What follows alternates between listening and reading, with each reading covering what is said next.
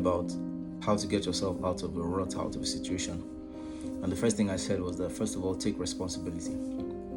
Own up to where you messed up. Don't blame other people. If you're broke today, stop blaming your uncle or your auntie or your parents or whatever. Just focus on yourself, right? And then the second thing is to have a plan. So you need to, the next stage from accepting responsibility is to get a piece of pen and paper and write 20 ways to get out of being broke. That's what I used to do. And I still do it till today. If I find myself in a situation I don't like, I sit down and I force my brain to think about 20 ways, 20 possibilities. If you make the number large up to 20, it forces you to think wide. Now, some of your ways out of your mess may not be realistic. Some of them may be quite silly, but eventually you get down to one or two things that are really, really critical and crucial, and you will know it. All right?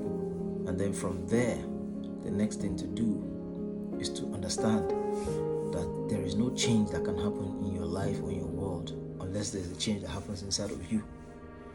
You have to find a way to make something inside of you change. And one of the easiest ways to make something inside of you change is to learn something new. So you need to read books, you need to learn from other people's experiences, you need to read articles, you need to undertake a training or do a short course or something.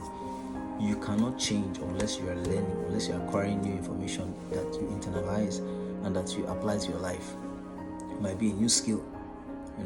My life changed the day I learned how to do photography, the day I learned how to shoot videos, the day I learned how to do graphic design. A lot of things in my life that's happened in the last few years are a direct result of that new knowledge gained, of that change inside of me. So the change could be in terms of personality or psychology, the way you think. It could even be just simply in terms of your skill set. But the truth is that you cannot change your world unless you change yourself. That's the message for today.